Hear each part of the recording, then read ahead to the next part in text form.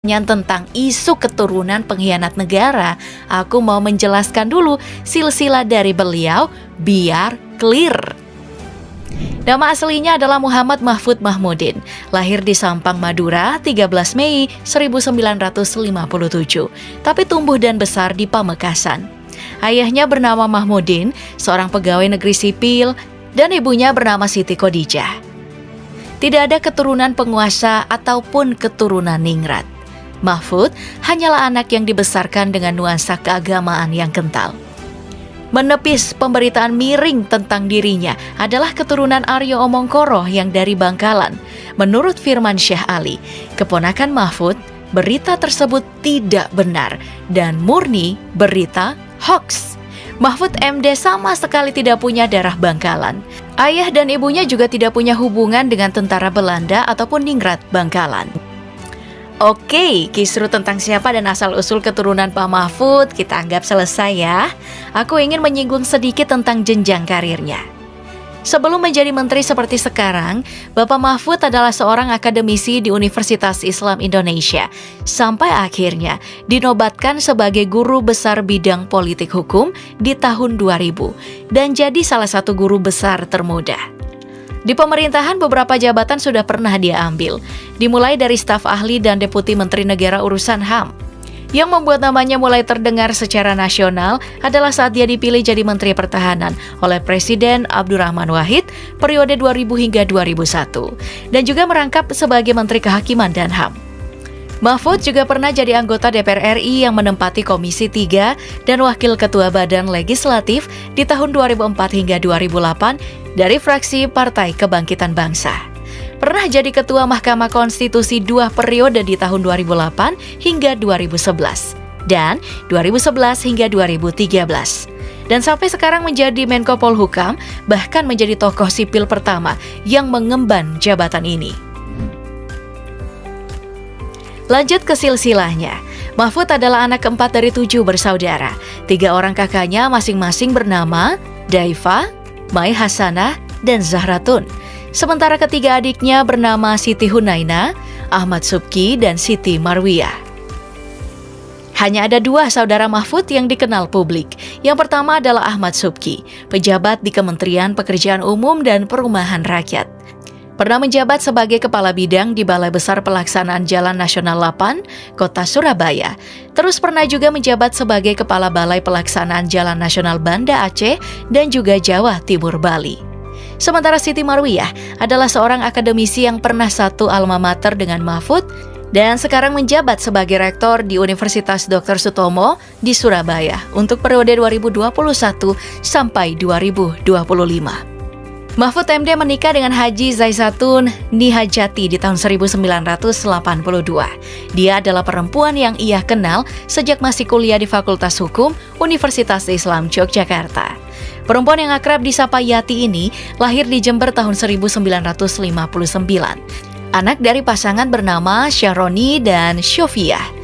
Semasa bersama dengan Mahfud, Yati pernah bekerja sebagai seorang guru SMA. Tapi setelah Mahfud diangkat menjadi menteri dan harus berpindah ke Jakarta, pekerjaannya sebagai seorang guru ditinggalkan sampai sekarang.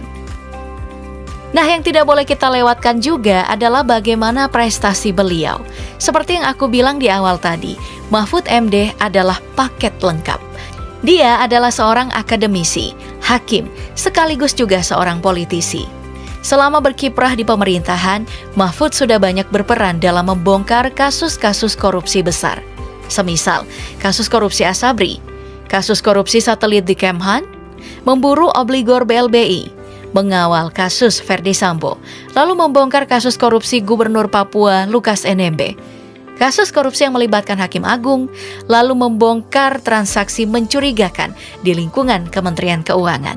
Bahkan juga berhasil membebaskan 126 kapal batubara yang disandra. Dia ini juga bahkan dikenal sebagai orang yang dengan lantang setuju hukuman mati untuk para koruptor.